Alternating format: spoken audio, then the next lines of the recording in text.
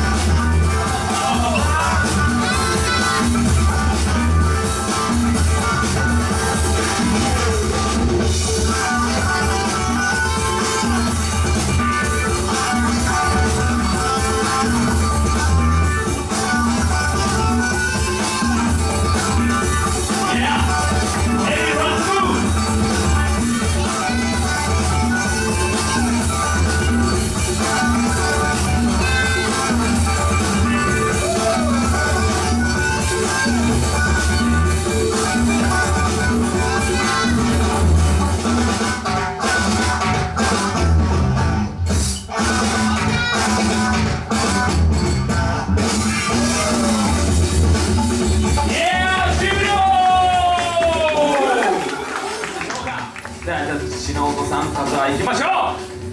3、2、1、ジャッジ。エリー。いや、いいバトル、さすがにここまで来ると。